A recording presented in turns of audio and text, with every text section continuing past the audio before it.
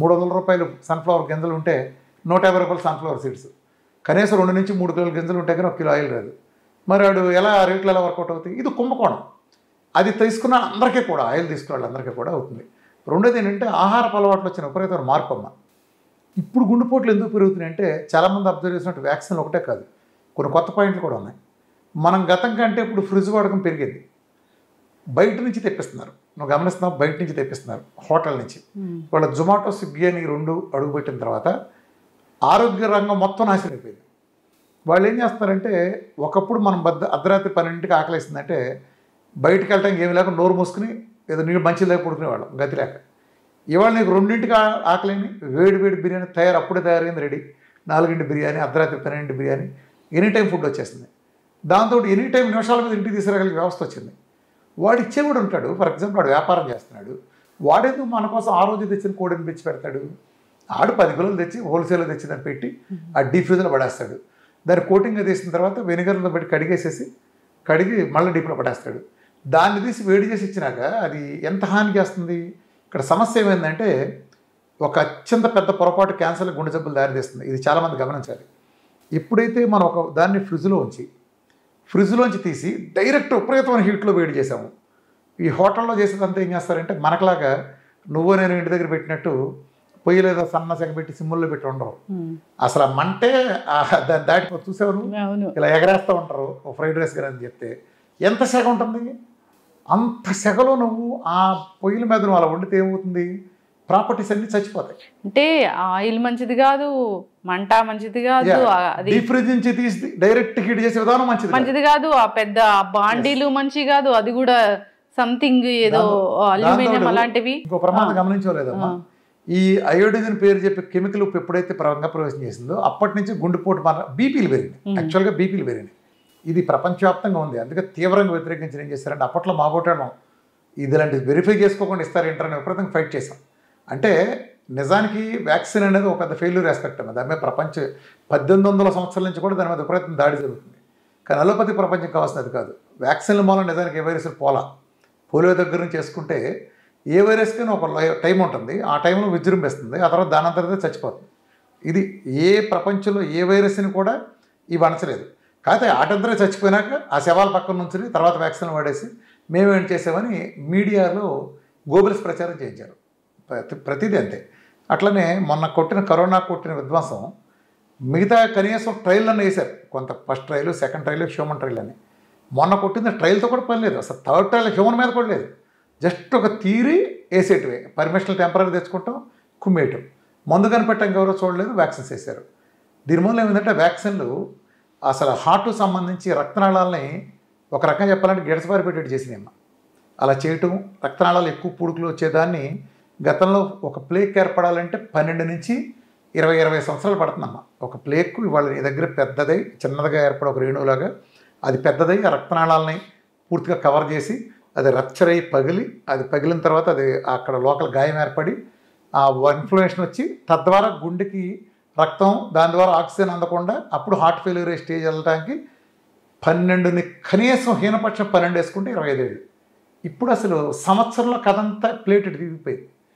ఇంతకుముందు కొన్ని టెస్టులు చేసుకుని తెలిసేది, యాంజియో చేస్తే అన్నిటికంటే క్వాలిఫైడ్, అన్నిటికంటే నెంబర్ 1 ప్రమాణం ఏంటంటే యాంజియోగ్రామ్. అది తెలుసుకోండి. ప్రతి ఒక్కడు వెళ్ళి ఎందుకు యాంజియో చేసుకుంటాడు? లేదంటే ఇప్పుడు బెస్ట్ పద్ధతి ఏంటంటే సిటీ కాల్షియం స్కోర్ అమ్మ.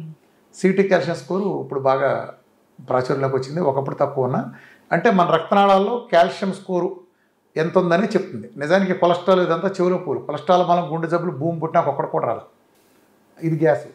మనకి కాల్షియం ప్లేక్ అంటే అది ఒక్కటే కాదు, కాల్షియంలో ఇంకెతరత్ర అన్నీ కలిసి, అంటే దాంట్లో కొలెస్ట్రాల్లో కొన్ని ఐటమ్స్ కూడా కలుస్తాయి, కొన్ని బ్యాడ్ ఎలిమెంట్స్, బట్ చాలా స్వల్పం, అది చాలా మైన్యూట్. అంటే 25 ఐటమ్స్లో ఒక ఐటమ్స్ అనుకోమ్మా. అలాంటి దాన్ని పట్టుకొచ్చి మనం కొలెస్ట్రాల్ పేరు చెప్పి ఏం చేసామంటే ఫ్యాట్స్ మానిపించామమ్మా. గుండెకి బెస్ట్ ఫ్రెండ్లీ ఏంటంటే శాచురేటెడ్ ఫ్యాట్స్. ఫుల్లీ శాచురేటెడ్ ఫ్యాట్లు అయితే కల్తీ చేయలేము కాబట్టి గుండెకి చాలా మేలు జరుగుతుంది. అయితే ఇప్పుడు ఈ ప్రపంచం ఏం చేస్తుందంటే మేలు జరిగిందంటే మనకి సోర్స్ ఉండదు కాబట్టి వీళ్ళు శాచురేటెడ్ ఫ్యాట్లు బ్యాడ్ అని ఒక దుష్ప్రచారం తీసుకొచ్చారు. నిజాన్ని ప్రకృతి ఇచ్చిన ఆయిల్ శాచురేటెడ్ ఫ్యాట్లు బ్యాడే కాదమ్మా. శాచురేటెడ్ ఫ్యాట్లు ఏది బ్యాడ్ అంటే polyunsaturated fat, monounsaturated fat అని వెజిటబుల్ ఆయిల్స్ ఉన్నాయి. వీటిలో హైడ్రోజన్ మనకు కొన్ని ఆటమ్స్ ఖాళీ ఉంటాయి. వాటిని హైడ్రోజన్ కెమికల్తో నింపి దాన్ని కన్వర్టెడ్ సాచురేటెడ్ ఫ్యాట్లకు మార్చారు, అంటే బలవంతాన్ని సాచురేటెడ్ ఫ్యాట్లకు మార్చారు. అవి బ్యాడ్, అవి హాని చేస్తాయి. ఎందుకంటే హైడ్రోజన్ ఏంటంటే ఒక రకంగా విషం కలిపిన లాంటివి, అది బ్యాడ్. సో ఇవాళ రీఫండ్ ఆయిల్ మీరు ఎన్ని చెప్పినా కానీ వీళ్ళంతా రీఫండ్ ఆయిల్ తింటారు. రీఫండ్ ఆయిల్ ఏంటమ్మా, ఎలా వస్తుంది? మీ అందరికీ ఆ కుంభకోణాల గురించి మనం చాలా డీటెయిల్గా మాట్లాడుకున్నాం గతంలో కూడా. 300 రూపాయలు సన్ఫ్లవర్ గింజలు ఉంటే 150 రూపాయలు సన్ఫ్లవర్ సీడ్స్, కనీసం 2 నుంచి 3 కిలోల గింజలు ఉంటే కానీ 1 కిలో ఆయిల్ రాదు. మరి వాడు ఎలా రేట్లు ఎలా వర్కౌట్ అవుతాయి? ఇది కుంభకోణం. అది తీసుకున్న అందరికీ కూడా, ఆయిల్ తీసుకున్న వాళ్ళందరికీ కూడా అవుతుంది. రెండోది ఏంటంటే ఆహారపు అలవాట్లు వచ్చిన విపరీతమైన మార్పు అమ్మ. ఇప్పుడు గుండెపోట్లు ఎందుకు పెరుగుతున్నాయి అంటే చాలామంది అబ్జర్వ్ చేసినట్టు వ్యాక్సిన్లు ఒకటే కాదు, కొన్ని కొత్త పాయింట్లు కూడా ఉన్నాయి. మనం గతం కంటే ఇప్పుడు ఫ్రిడ్జ్ వాడకం పెరిగింది, బయట నుంచి తెప్పిస్తున్నారు. నువ్వు గమనిస్తున్నావు, బయట నుంచి తెప్పిస్తున్నారు, హోటల్ నుంచి. వాళ్ళ జొమాటో, స్విగ్గీ అని 2 అడుగుపెట్టిన తర్వాత ఆరోగ్య రంగం మొత్తం నాశనం అయిపోయింది. వాళ్ళు ఏం చేస్తున్నారంటే, ఒకప్పుడు మనం అర్ధరాత్రి 12ంటికి ఆకలిస్తుందంటే బయటకు వెళ్ళడానికి ఏమి లేక నోరు మూసుకుని ఏదో నీళ్ళు మంచి లేక పడుకునేవాళ్ళం, గతి లేక. ఇవాళ నీకు 2ంటికి ఆకలిని వేడి బిర్యానీ అప్పుడే తయారైంది, రెడీ. 4 బిర్యానీ, అర్ధరాత్రి 12 బిర్యానీ, ఎనీ టైం ఫుడ్ వచ్చేస్తుంది. దాంతో ఎనీ టైం నిమిషాల మీద ఇంటికి తీసుకురాగలిగే వ్యవస్థ వచ్చింది. వాడు ఇచ్చేవాడు ఉంటాడు, ఫర్ ఎగ్జాంపుల్ వాడు వ్యాపారం చేస్తున్నాడు, వాడేందుకు మన కోసం ఆ రోజు తెచ్చిన కోడిని పెంచి పెడతాడు? ఆడు 10 కిలోలు తెచ్చి హోల్సేల్లో తెచ్చి దాన్ని పెట్టి ఆ డీప్ ఫ్రీజర్లో పడేస్తాడు. దాన్ని కోటింగ్గా తీసిన తర్వాత వెనిగర్లో పెట్టి కడిగి మళ్ళీ డీప్లో పడేస్తాడు. దాన్ని తీసి వేడి చేసి ఇచ్చినాక అది ఎంత హాని చేస్తుంది? ఇక్కడ సమస్య ఏమైందంటే, ఒక అత్యంత పెద్ద పొరపాటు క్యాన్సర్, గుండె జబ్బులు దారితీస్తుంది. ఇది చాలామంది గమనించాలి. ఎప్పుడైతే మనం ఒక దాన్ని ఫ్రిడ్జ్లోంచి తీసి డైరెక్ట్ విపరీతమైన హీట్లో వేడి చేసాము, ఈ హోటల్లో చేసేదంతా ఏం చేస్తారంటే మనకులాగా నువ్వు నేను ఇంటి దగ్గర పెట్టినట్టు పొయ్యి లేదా సన్న సెగ పెట్టి సిమ్ముల్లో పెట్టి ఉండరు. అసలు ఆ మంటే దాన్ని దాటిపో చూసావు నువ్వు, ఇలా ఎగరేస్తూ ఉంటారు. ఫ్రైడ్ రైస్ కానీ అని చెప్తే ఎంత సెగ ఉంటుంది? అంత సెగలో నువ్వు ఆ పొయ్యిల మీద నువ్వు అలా వండితే ఏమవుతుంది? ప్రాపర్టీస్ అన్ని చచ్చిపోతాయి. అంటే ఆయిల్ మంచిది కాదు, మంట మంచిది కాదు, డీప్ ఫ్రిడ్జ్ నుంచి తీసి డైరెక్ట్ హీట్ చేసే విధానం మంచిది కాదు, ఆ పెద్ద బాండీలు మంచి కాదు, అది కూడా సంథింగ్ ఏదో అల్యూమినియం అలాంటివి. ఇంకో ప్రమాదం గమనించలేదమ్మా, ఈ అయోడిన్ పేరు చెప్పి కెమికల్ ఉప్పు ఎప్పుడైతే ప్రవేశం చేసిందో అప్పటి నుంచి గుండెపోటు బీపీలు పెరిగినాయి. యాక్చువల్గా బీపీలు పెరిగినాయి. బీపీ, థైరాయిడ్, ఆడవాళ్ళకి ఆ సాల్ట్కి ముందు థైరాయిడ్ అనేది చాలా తక్కువ మంది తెలుసు. థైరాయిడ్, పీసీఓడి, బీపీలు విపరీతం పెరిగినాయి. బీపీ పెరిగితే డైరెక్ట్ హార్ట్ కొట్టేస్తుంది. ఒకటైతే వాస్తవం అమ్మా, ఇవాళ చిన్నపిల్లల దగ్గర నుంచి బీపీలు విపరీతంగా వస్తాయి. మీకు తెలుసు కదా, బీపీలు వచ్చి కిడ్నీలు పడుతున్నాయి. గుండెపోటుకి అసలు ప్రధాన కారణాలు ఏంటి? ఫస్ట్ ఫ్యాక్టర్ ఇవాళ రోజున బీపీ, ఒకప్పుడు డయాబెటీస్, కానీ ఇవాళ BP. 2 long term diabetes, next ఊపకాయం. ఈ 3 ప్రధాన కారణాలని నువ్వు ఇంటర్వ్యూ చేసిన ప్రపంచ రికార్డైజేషన్ చెప్తాడు. ఈ 3 పరిష్కరించేది ఎవరు? Food, VRK diet. మిగిలిన ఫుడ్లో కూడా మిగిలిన గ్లూకోజ్ పెట్టే వాళ్ళకి ఎంత తగ్గుతుంది? విఆర్కే డైట్ తగ్గుతుంది. ఫుడ్ అంటే విఆర్కే డైట్. నా డైట్లో నా ఛాలెంజ్లు కూడా తెలుసు కదా మీకు, మొదటి నుంచి అడ్డ చేశాను. షుగర్ గురించి టైప్ 1 టైప్ 2లే చక్కగా తగ్గుతాయి, తెలుసు కదా ఇవన్నీ. అలానే బీపీ అసలు అడ్రస్ ఉండదు. ఊపకాయం ఎంత తగ్గుతుందో నీకు తెలుసు, 100 కిలోలు 150 కిలోలు తగ్గాలని విఆర్కే డైట్. రెండోది ఏంటంటే, నేనేం సెంట్రల్ పెట్టి నేర్పాలని కూడా చూడాలి, ప్రజలకి నాలెడ్జ్ ఇచ్చే ఆ నాలెడ్జ్తో వాళ్ళంతా వాళ్ళే తగ్గుతారు. నా ఇప్పుడుగా నా ఏమే అది ప్రజల్ని ఎడ్యుకేట్ చేయడం, సోషల్ చేంజ్ కోసం. ఈ 3 ఫ్యాక్టర్లు పోతాయి కదా. ఇక ఇన్ఫర్మేషన్, మన డైట్లో కోకోనట్ ఆయిల్ వాడతా, ఫ్యాట్ డైట్లో ఉంటే ఇన్ఫర్మేషన్ 300-400 ఉంటే ఇచ్చేసరికి నార్మల్ అవుతుంది.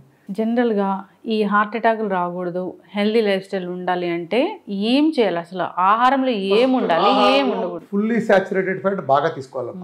ఫుల్లీ సాచురేటెడ్ ఫ్యాట్లో నెంబర్ 1 ఏంటంటే most heart friendly, highest heart friendly ఏంటంటే కోకోనట్ ఆయిల్. అందులో ఉండే మోనోలారిక్ యాసిడ్. అదే కాకుండా దాంట్లో విశేషం ఏంటంటే మీడియం చైన్ ట్రైగ్లిజరైడ్స్ అంటారు దాన్ని. గుండెకి అది చేసిన మేలు తల్లి కూడా చేయదు, అంత మేలు చేస్తుంది. మన దాంట్లో చివరి కాల్షియం ప్లేట్లు ఎరిగిపోయేది చేయగలుగుతుందంటే మోనోలారిక్ యాసిడ్ ప్లస్ మిగిలి కూడా ఉంటాయి అనుకోమ్మా, అన్నీ కలిపి ఓవరాల్గా డైట్ ప్రోగ్రామ్ భాగం అదొకటి. 2 వ్యాయామం కంపల్సరీ చేయాలి. గుండె సంబంధించి ప్రాబ్లం రాకూడదు అనుకోండి, వ్యాయామం మొదటి నుంచి ఒక అలవాటుగా తీసుకెళ్ళాలి, ఒక అరగంట నడవాలి. 2 ఎక్కువ సార్లు తినడం మానేయాలి.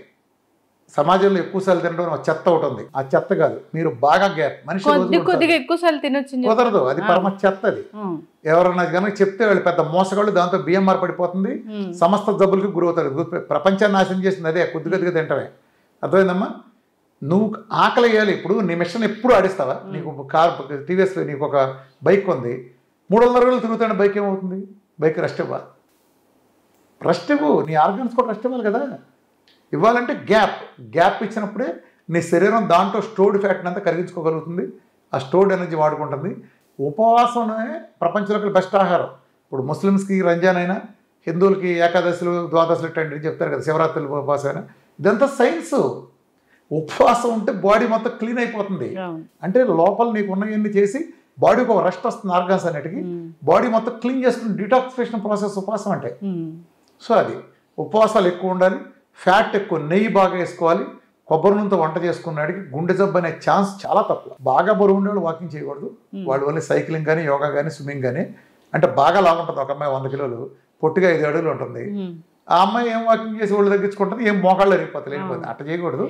ఓ మాదిరివాళ్ళు, స్టామినా ఉన్నాడు, సైక్లింగ్ బెస్ట్ అమ్మ. అయితే జనరల్గా గుండె జబ్బులు రాకుండా ఉండాలంటే ఎవరైనా పేషెంట్ మీ దగ్గర, పేషెంంట్ అవ్వరు, ఇంకా గుండె జబ్బులు రాకుండా హెల్తీ లైఫ్ స్టైల్ మెయింటైన్ చేయాలనుకుంటే మీ దగ్గరకు వస్తే ఎట్లా ఉంటుంది అసలు? వాళ్ళ అప్రోచ్ అనేది ఎట్లా ఉంటుంది? వాళ్ళకి మీరు ఇచ్చే డైట్ అనేది కానీ, లైఫ్ స్టైల్ జాగ్రత్తలు అనేవి కానీ ఎలా ఉంటుంది? ఫాలోఅప్స్ అనేవి ఎన్నాళ్ళకి వస్తారు అంటే ఓవరాల్గా అసలు ఏం చెప్తారు దీని గురించి? ఫస్ట్ ఏంటంటే గుండె జబ్బుకి వైద్యం చేయడం అనేది తప్పు, ప్రపంచం ఫెయిలేదు. అందుకే ఇప్పుడు నీ దగ్గర షుగర్ అని ఒకటి వస్తే, షుగర్ ఒకటి తినకముందు హెచ్చిపోయిన చూసాం వైద్యం, అది ఫెయిల్యూర్. ఇప్పుడు అతనికి దాంతోపాటు ఫ్యాట్ లివర్ ఉంటుంది, తగ్గించవా? డి విటమిన్ ఉంటుంది, డి విటమిన్ 5 ఉంటుంది, పెంచవా? బీటాలో 2000+ ఉంటుంది, అది తగ్గించవా? అతనికి ప్రొస్టేట్ మెగాలి ఉంటుంది, అది తగ్గించవా? కిడ్నీలో రాళ్ళు ఉన్నాయి, అది తగ్గించవా? అతనికి ప్రొస్టేట్, మన గాల్ బ్లాడర్లో స్టోన్స్ పెద్ద పెద్దవి ఉన్నాయి, ప్రొస్టేట్ మెగా మనం ఏం చేస్తావు? అవన్నీ ఉంటాయి, వాటిని అడ్రస్ చేయవా? అది హషిమోటో థైరాయిడిటిస్ ఉంటుంది, ఐరన్ చూస్తే అడ్డగోలుగా 10-12 ఉంది, అవి పెంచవా? ఇవన్నీ పెంచకుండా ఒక్క షుగర్ తగ్గిస్తావా? Body as a whole repair చేయాలి, అర్థమైందా? ఒక కారును బాగు చేద్దామంటే స్టీరింగ్ని బాగు చేస్తే కారు బాగోదు, వీల్ బెండ్ తీయాలి, అన్ని మిగతా అన్ని చూసుకోవాలి కదా, ఇంజన్లో సరి చేయాలి కదా. బాడీని యాజ్ ఎ హోల్ రిపేర్ చేస్తాం. మేము ఏం చేస్తామంటే రాగానే మొదట అన్ని రిపోర్ట్లు తీసుకుంటాం, అటు షుగర్ అనే అనుకుని వస్తాడు, కానీ ఇక్కడికి వచ్చినాక అతను ఫ్యాట్ లివర్ ఉందని అతను తెచ్చుకున్న రిపోర్ట్ లేవు. మళ్ళీ మాకు ఏ ల్యాబ్స్ లేవు, మీ ఇష్టం వచ్చిన ల్యాబ్లో దేని తెచ్చుకోండి, మాకు అసలు ఏ ల్యాబ్స్ లేవు, మీ ఓన్ ఎనీబీ ల్యాబ్ తెచ్చుకుంటారు. ఆ లిస్ట్ ప్రకారం చేసుకున్నాక మీరు చూసుకుంటాం, అన్నింటినీ సరి చేస్తాం. ఏ విటమిన్ తక్కువైతే అంత వచ్చేటట్టు అన్నీ పెట్టుకుని చేసిన తర్వాత అట్లానే చెప్పాక ట్రైగ్లిజరైడ్స్ అనేది మీరు ఆ 4000-5000 ఉన్నా సరే వీఆర్ కార్డ్ అయితే డబుల్ డిజిట్కి వచ్చేస్తాయి. నీకు సిటీ క్యాల్షియం స్కోరే కోరుకుతుంటుంది. అసలు పేస్ మేకర్ వేసిన పని లేకుండా గుండె సంబంధించి సరైపోతుంది, షుగర్ తగ్గిపోతుంది. అది టైప్ 4 అయినా టైప్ 2 అయినా. బీపీ అనేది 1 నెల లేదా మ్యాక్సిమం 2 నెలలు. ఇంకేం కావాలి? బరువు ఎంత తగ్గుతారో తెలుసు, ఇంకేం కావాలి? ప్లస్ వాటర్ బాగా తాగాలమ్మా. డి విటమిన్ 100 పైన ఉండేట్టు చూసుకోవాలి. అందరూ 100 పైన డి విటమిన్ చూసుకోవాలి. వాటర్ రోజుకు 4-5 లీటర్లు తాగితే ఏ గుండె జబ్బు రాదు. ఖచ్చితంగా సార్, జాగ్రత్తలు చాలా చక్కగా చెప్పారు. అంటే గుండె జబ్బు ఒకటే తగ్గించుకోవడం కాదు, దాని రూట్ కాజ్ ఏంటో తెలుసుకోవాలి, అసలు మన లైఫ్ స్టైల్ ఎలా ఉండాలో తెలుసుకోవాలి, పూర్తిగా బాడీని కరెక్ట్ చేసుకోవాలి. చక్కటి ఇన్ఫర్మేషన్ అండి. నిజంగా ఏదైనా ఒక స్పెషలిస్ట్ దగ్గరికి వెళ్తే అందుకు సంబంధించిన టెస్టులు రాస్తారు, దాన్ని ఎలా తగ్గించాలో చూస్తారు, కానీ సో టోటల్ బాడీ రిపేర్ అనేది ఎక్కడ ఉండదు. కరెక్ట్ ఇన్ఫర్మేషన్ అండి. ధన్యవాదాలు సార్.